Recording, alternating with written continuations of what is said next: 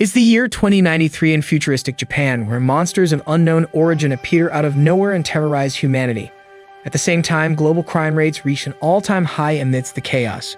Humans had no effective method of defeating the monsters, and governments worldwide got spread thin trying to deal with all problems. Finally, in 2095, humanity's first superhero emerged like a beacon of hope. He single-handedly crushed countless monsters, including the Monster King, and cleared the streets of just as many supervillains. This noble superhuman, shrouded in a cloak, was named Zero. He shared his knowledge with the world and raised a bunch of superheroes to fight evil like him. By 2100, humanity was no longer in crisis and peace returned to a civilian's life. However, humanity's heroic savior suddenly disappeared. It's been 5 years since Zero's disappearance, and nobody knows where he is and what he's up to. Zero's real identity is Lin Ji, a seemingly ordinary guy who's been kicked out of the house by his sister for being unemployed. His own sister, Wan, doesn't know he's Zero. With nowhere to go, Lin aimlessly wanders around the city and stumbles into a Shi-Shen clan concert. This clan is a multi-talented group consisting of young men who can fight crime with superpowers and make boyband music that teen girls die for. Suddenly, a gun from the crowd shoots a bullet and narrowly misses the lead singer's head. The offender reveals himself to be Lord Blackhand, a C-rank supervillain who's come to make the boys pay for beating up some of his guys. Everybody in the crowd tries to escape as Blackhand's goons take aim at the Shi-Shen clan members. The long-haired lead signer disarms them with his powers, forcing them to fight with their bare hands. The other members deal with the goons while the lead faces Lord Blackhand himself. He dodges all the Lord's punches and easily finishes the fight with a blow to the Lord's stomach. The Lord and his goons are about to retreat when Lin shackles Lord Blackhand's leg with a cuff and says the authorities will come to arrest them soon. This unexpected arrest enrages Lord Blackhand. You see, he was approached by the leader of Shi-Shen clan before with a proposal to gain a lot of money. The deal was for Lord Blackhand and his goons to raise a public spectacle at their concert and be purposefully defeated by them and only narrowly escaping so that the clan could use the fight to get promoted to B rank. Yet here he is, getting arrested. He believes he's been betrayed by Shi-Shen, and the deal was just a lie to draw him out. Refusing to take the deception, lying down, Lord Blackhand transforms into Hulk and sends the Shi-Shen clan flying. Thankfully, a brave E-rank hero Zhan Chen comes to the rescue with his high-powered reaction gloves capable of instantly killing an elephant. They end up rocketing him off the ground instead of blasting the villain though. No wonder he's E-rank. This doesn't deter him though, and he attacks Lord Blackhand with all of his different weapons, but none of them stick the landing. Despite being bloodied up, Zhan stays on his feet to buy time for Lin to run away because a hero's duty is to protect civilians. His selfless dedication stirs Lin, causing him to pull out a giant spike mace and deliver a lethal blow to Lord Blackhand. Stunned by his power, Zhan immediately tries to convince Lin to team up with him so that they can form the ultimate duo. At this moment, a famous C-rank superhero, Lady Winter Sorceress, arrives at the scene to investigate the incident. Lin uses the opportunity to slip away without Zhan noticing. He returns home to see his sister Wan dump her superhero boyfriend, Wenfeng Long, for her career. After the poor guy leaves, she fixates on her next victim, Lin. She asks him if he got any job leads, to which he has no answer. She starts yelling at him for being useless at working and taking care of the house when somebody appears at their main door. It's Zhan Chen. He introduces himself to Wan and tells her that if he partners with him, he'll solve his unemployment issue and he will receive a steady flow of hood money. Hearing the promise of money, she immediately accepts the offer from Lin's side. The two happily talk over his future, without Lin's participation, who has given up resisting. The next morning, Zhan takes Lin to the Heroes Association to register him as a hero. He gives Lin a quick history lesson on the superheroes registration bill. It was passed 5 years ago worldwide after Zero went missing, and it mandates the registration and ranking of all superheroes from S rank all the way down to E rank. Many superheroes were opposed to the bill and left. Anyway, Lin has to pass an exam to qualify for registration. He passes if he lasts 3 minutes against the super jacked B rank Mr. Atom. This isn't challenging enough for Lin, who decides he will defeat him in that time frame. Mr. Atom transforms his arms into what looks like giant crab claws, and Lin draws his mace. He dodges all of Atom's attacks and one-shots him. He's glad to ace the exam, but starts sweating bullets when he learns there's a written exam too. Ultimately, he scores only 13 out of 100 on the written exam, giving Zhan full license to call him a dumbass. They spot a group of giant men harassing a nerdy-looking skinny dude for apparently stealing their thunder. This squad, the D-rank Golden Triangle, is fighting a supervillain, but this tiny guy got in the way and arrested the culprit to prevent him from hurting even more people. However, this corrupt group doesn't want that because the culprit's future crimes will fuel their promotions. They try coercing him into resigning from the Heroes Association immediately, but he defends himself by saying they don't deserve to be heroes like Zero. They laugh at his outbursts and make fun of him and Zero. This strikes a nerve in both Jean and Lin, who demand they take their words against Zero back. Another hero, Spectre of Terror, also joins in. Despite him just being an E-rank hero, the Golden Triangle immediately gets terrified at the sight of him and runs away. After the bullies are gone, everyone introduces themselves. The glasses-wearing stick insect is Yan King, and the ominous E-rank hero asks to be called 13. 13 has no friends and copes with the loneliness by bonding with the magic girl characters in his phone games. He and Lin get along quickly for their common gaming interests, and Lin invites him to join their squad. He cries tears of happiness over this moment because he's never been invited into any team despite being an E-rank hero under the association for 5 years. He reveals his power is bringing misfortune to all those around him. Are you kidding me? His parents died when he was a very young age, and he was the 13th child at his orphanage. One day, the whole orphanage burnt down, and he was the sole survivor. He was relocated to another orphanage which got buried under a landfill shortly after. Every orphanage he moved into met some type of tragic end, eventually forcing him to live on the streets. One day, he was saved by Zero from a monster attack. Ever since then, he decided his dream was to become a valiant superhero like Zero, while saying that he punches a pillar to mimic Zero, but the pillar crumbles, causing the building's ceiling to fall down. Lin quickly reacts by saving a girl from a giant statue that would have toppled over her. Jen calls the ambulance while 13 and Lin save as many as they can. Unfortunately, Yan Qing, also known as Specs from now on, was buried under the rubble of the ceiling. Thankfully, he survives the incident and is taken to the hospital, where he is covered in bandages from head to toe. Specs is understandably scared and is opposed to 13 joining the squad, but Lin is adamant about sticking to his word and forces 13 to remain in the team. Sometime later, the newborn squad receives its first commission through an anonymous letter. The letter tells them about a highly organized crime ring of C-rank mercenaries involved in illegal trade. The squad surveils the group for a week, during which most of their members die from unfortunate accidents. I wonder why. With only a few members remaining, the squad moves on to the next phase of the plan. On the day of their most important sale, the squad catches them red-handed and places them under arrest for the illegal trade of bioweapons. Of course, the criminals won't go down without a fight. Specs dodges all their bullets and snatches away their guns with his teleportation power, and 13 tries to kill a green blob of a monster with a gun, but it doesn't work. Having run out of all their options, they start running away from the monster.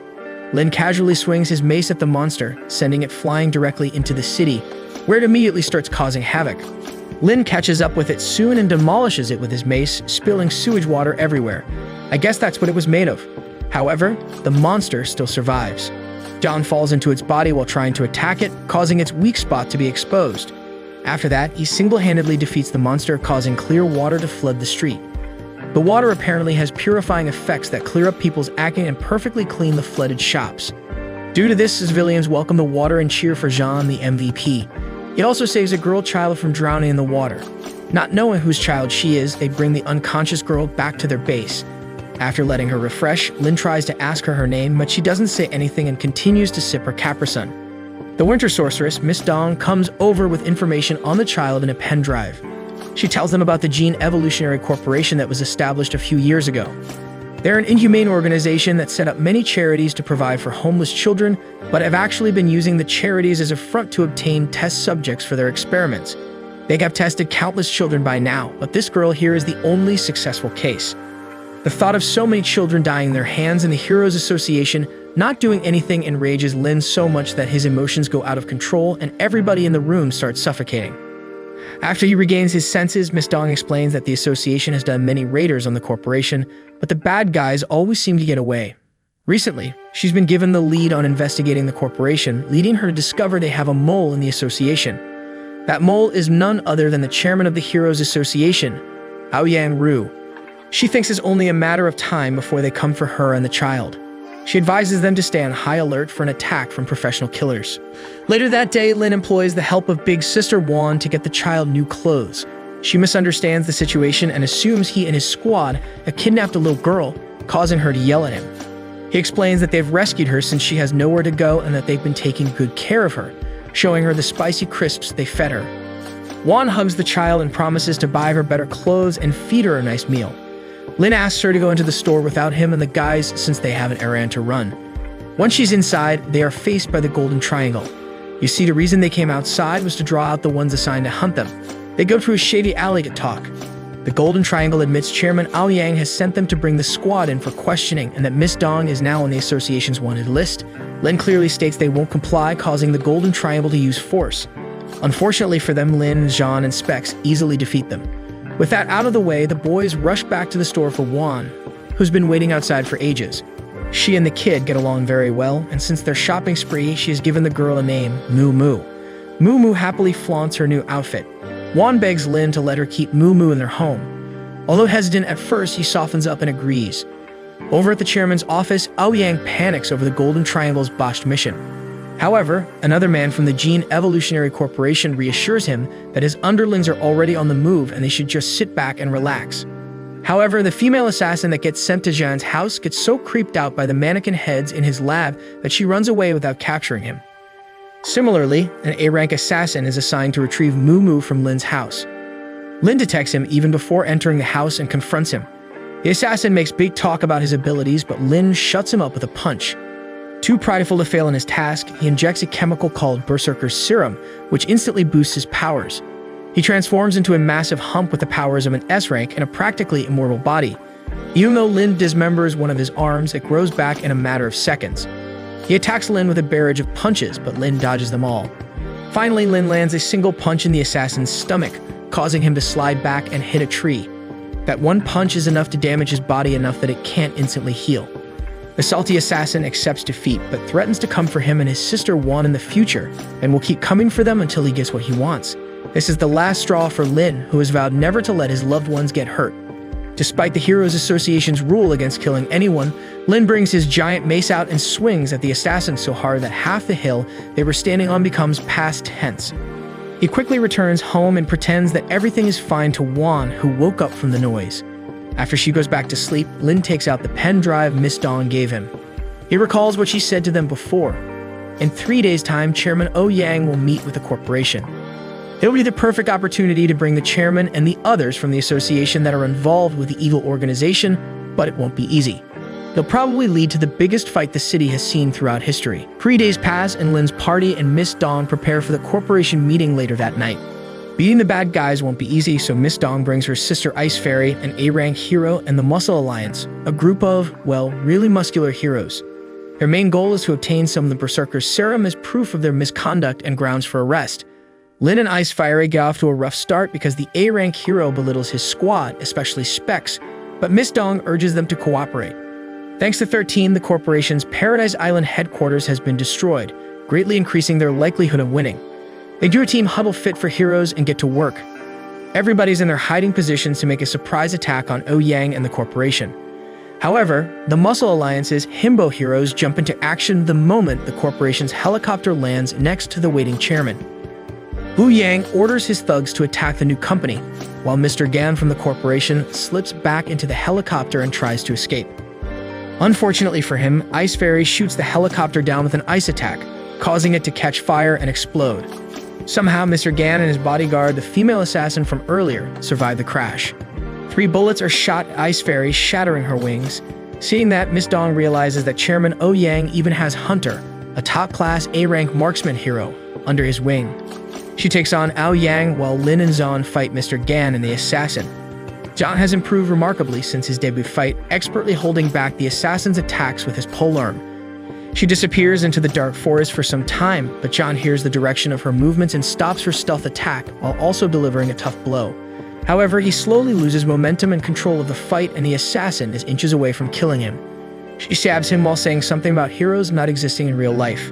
Meanwhile, Specs checks on Ice Fairy, but she refuses to take his help. Hunter keeps shooting at them as she struggles to protect them with ice walls. One of the bullets breaks through the wall and sends her flying, but Specs catches her and carries her away to safety. He takes them atop a big tree branch and finally puts the glasses to good use by analyzing the bullet trajectories and pinpointing Hunter's location. He tells Ice Fairy where to shoot, successfully freezing Hunter. Just when they think they dispose of him, he reappears on a tree next to them and casts a force field on Ice Fairy, which imprisons her and suppresses her powers. Specs gets pushed off the branch and Hunter steps on his face to keep him down. Miss Dong also has a hard time with the chairman, who's sort of cheating by wearing body armor. She tries to get closer for close combat, but the chairman punches her in the gut, causing her to crumple to the ground. She tries to get back up, but he slams her to the ground again and grabs her by the throat. Things aren't looking good for any of the heroes except Lin, who manages to push Mr. Gan to his limits, forcing him to inject some performance-enhancing drug like the Berserker's Serum to continue fighting. Despite his new gains, Lin kicks Mr. Gan's ass in less than a minute. Meanwhile, Jean tries to appeal to the assassin before she kills him. He notices the sadness in her words and can tell she is only doing this work because she has no choice. He offers her a chance to live a new and better life if she spares him. She drops her blade and cries on his shoulder as if she was waiting her whole life for someone to say that to her. Hunter leaves Specs aside to deal with Ice Fairy first. However, Specs tries everything in his power to stop Hunter from touching her. Ice Fairy is forced to see him get beaten up and starts sobbing. It's only after he can no longer get up after getting beaten to a pulp does he stop trying to defeat Hunter. She finally snaps and breaks out of the force field, freezing Hunter inside a large cross and turning him into a death-flavored popsicle. She rushes to Specs' aid, holding him close and crying for him to wake up, but he doesn't respond. Chairman Ao Yang slowly chokes Miss Dong, threatening to kill her even if she's from the famous Dong family. She cuts him off by grabbing his arm and encasing him in Ice Lotus. He laughs, saying a move like that won't be enough to stop him. Little does he know it's to buy time for Lin to come. Sure enough, Lin makes a grand entrance and does a little swing of his mace that flings Ao Yang several meters away. His body armor breaks, leaving him completely defenseless.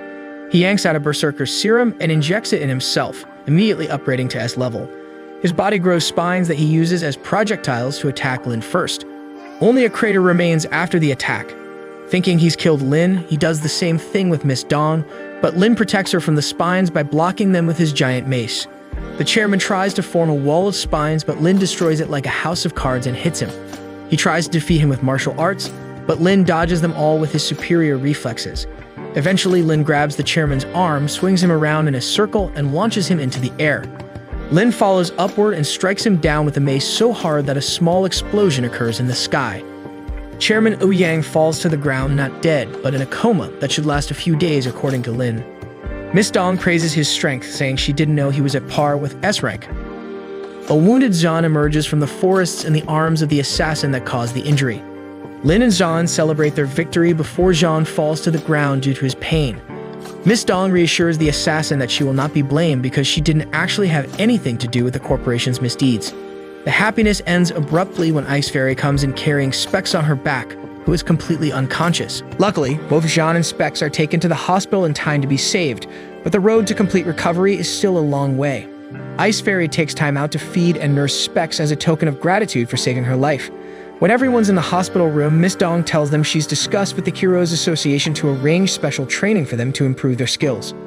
All of them jump the opportunity except for Lin, who turns down the offer, saying he's already strong enough. This shocks everyone, especially Ice Fairy, who shames him for thinking he has no room for improvement. He challenges to fight them all at once to prove his point. Everybody, including the injured Specs and Zhan, gets on the hospital's rooftop to fight. Miss Dong, Ice Fairy, Zhan, and the assassin charge in at the same time, but Lin dodges them all. Ice Fairy continues to go on the offensive, but he blocks all of her hits and lands a punch on her with so much force that it sends her flying. The assassin catches her before she falls off the roof. Miss Dong uses her ice powers to trap him, but it doesn't last long as he breaks through the ice and punches her too. The assassin tries a stealthy attack, but he kicks her aside. With all three girls down, he looks around for Jean, only to find him trying to secretly crawl away from the fight. He gives him a few slaps just for the hell of it, and then leaves. Later, he returns home after picking Moo up. The same guy who beat up a bunch of superheroes proceeds to get beaten up by Juan for bringing a dog back home with them. Moo found the puppy on the streets and begged to take it home. She and the pup make adorable puppy dog faces that Juan can't possibly say no to. In the end, she's the one who has to take care of the dog. One day, while walking the dog, she notices a fancy car parked outside the research lab she works in.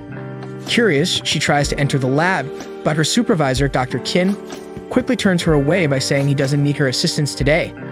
In reality, this is because he has secret guests, an old man called President Ao Yang and a now crippled Chairman Ao Yang. Dr. Qin tells the old man that Ao Yang's brain damage is too far gone for recovery to be possible. Hearing that, the old man kills the chairman with a wave of his hand. After that, he leaves the lab, saying he'll be back again for Dr. Qin's research. However, the other side of the exit is blocked by Yang Dong, Miss Dong's brother. He pays his respects to President Ao Yang, revealing that even the Dong family is involved in the corruption.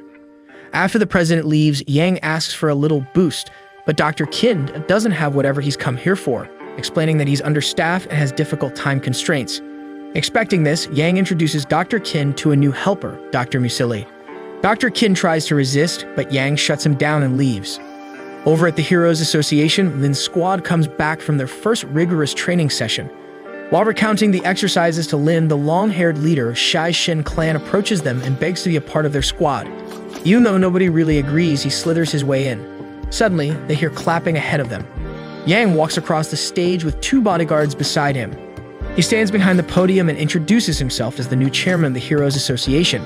He makes some empty promises to improve the association and exits the stage while the audience gives another round of applause. Backstage, Miss Dong approaches him to ask him when she'll be made to go back home. He grabs her by force and threatens her not to get her new friends to help her escape. After that, Lin, Zhan, and Specs enter the room and Yang thanks them for taking care of her sister. He praises Lin for taking down the Jin Corporation and Chairman Ao Yang by himself and invites him to work for the Dong family for a prosperous future. Lin firmly rejects the offer, after which Yang gives him a thinly veiled death threat if he dares to cross him. He coolly says Yang's people can't kill him even if they wanted to. Yang tries to make a power move by using mind control to force him to kneel. Everybody in the room kneels except Lin, who pushes Yang back with magic in retaliation. Yang puts the polite facade back on and tells them to leave. After exiting the building, Lin gets a call from Juan to pick up the dog from her lab. Dr. Musili enters the lab and asks her how her experiments went. She is happy to tell him they were a great success, and that the dog can now read and understand graduate-level reading materials. The doctor commends her for her excellent work and leaves. Right when she's left alone, her ex Wenfeng shows up outside the lab's window. She tells him to get lost because there's no chance of them getting back together. But he explains he's here to tell her to escape the lab because the Dong and Ao Yang clans are controlling it for evil agendas. However, hearing this only convinces her to stay and warn Dr. Qin. Despite trying to stop her, she refuses to listen and leaves. He immediately calls his family's Heaven Squad and orders them to take Juan to his home and keep her safe. While walking to the lab with Zhan to pick up the dog, Lin detects someone hiding in an alleyway. He confronts the stranger woman about why she was keeping watch on the lab and forces her to confess where her accomplices are. In total, the suspicious party consists of 4 people whom Lin and Zhan beat up together. Zhan finds a badge inside one of their pockets, revealing that they are part of the Long family's Heaven Squad. Lin is infuriated because he assumes Wenfeng sent these glorified goons to kidnap his sister for rejecting his advances and beats them up even more to send a warning. Wenfeng gets a call informing him that the hero squad has been wiped out and none of them can remember the culprit. He can only think of Yang Dong as capable of beating his squad full of A-rank heroes and thinks his plan was found out. When Lin and Zhan arrive at the lab, Lin gives Juan a pendant that she can press to alert him if she's ever in trouble. After that, they leave with the dog to go to Zhan's house. Meanwhile, 13 is on lookout for Miss Dong, who hasn't left her house for 2 full days. Suddenly, a car parks at the main entrance, out of which a blonde man and 4 bodyguards come out. 13 immediately relays the update to Lin. Miss Dong greets the man with a bow, referring to him as young master Zi Hao Ao Yang. He mentions their upcoming marriage, calling her his future wife. However, she openly shows her defiance against this forced arranged marriage, which results in him using violence against her. At that moment, the Muscle Alliance shows up to defend her. They are immediately surrounded by his bodyguards. Miss Dong tells them to leave because she is willingly marrying him. However, the tears in her eyes don't lie, and the Muscle Alliance collectively releases a magical burst to push the bodyguards back and square up with Zihao himself. 2 bodyguards come in between and transform into giant robots, which stand as indestructible walls while Zihao grabs and forces Miss Dong into the car. He forces her to watch as her rescuers are beaten to a pulp, but they are interrupted by a bullet that breaks through the car's window and would have hit Zihao if he didn't catch it with his bare hands. The bullet was shot by 13, which reveals his location to Zihao. He throws the bullet back with the equal force of a gun, hitting 13. Miss Dong begs him for mercy, but he simply ignores her and drives them away to another location. Once they're gone, one of the robots comes to exterminate 13 with a laser beam, but thanks to his amazing luck, Lin arrives and saves his ass at the last second. Lin draws a flaming sword called the Fire Spirit Sword and cuts the robot in half. All the other robots rush in to face their new threat but get destroyed instantly. Zihao gets several alerts of all of his robots dying one after another. He frantically checks for live footage of the scene and sees Lin with his fire spirit sword, which Zai Hao recognizes as a divine artifact. Lin calls the ambulance for 13 and goes to Zhan's house to discuss his strategy for rescuing Miss Dong. Specs tries to convince them that facing the Aoyang clan is way above their league when Mr. Shi Shen enters the room and unhesitantly offers his help to save Miss Dong. Specs caves in from all their pressure and agrees to participate. The genius dog Toto and the assassin-turned-maid hack into the Aoyang system and obtain a map of their main residence. She assumes the engagement ceremony that will take place the next day will be in the ballroom. The plan is to send pretty boy Shi Shen to rally his fans to protest against Miss Dong's capture in front of the house to cause a distraction, while the others scale the walls and sneak in. Toto and the assassin will break into their security system and disable it. The next day, Miss Dong waits in her room with her wedding dress on. Her sister, Ice Fairy, asks if she's really okay with this marriage, to which she replies it doesn't matter what she feels because it is to keep the peace between the two families. Zai Hao and a guy named Shang Shuai enter the room. Ice Fairy happily greets Shang, who she appears to fancy, and Miss Dong asks her to leave with him. She hesitantly agrees and warns Zai Hao against bullying her older sister before leaving. Once they're alone, Zai Hao tries to force Miss Dong to give information about Lin because he wants to acquire the fire spirit sword. Meanwhile, the boys' plan works.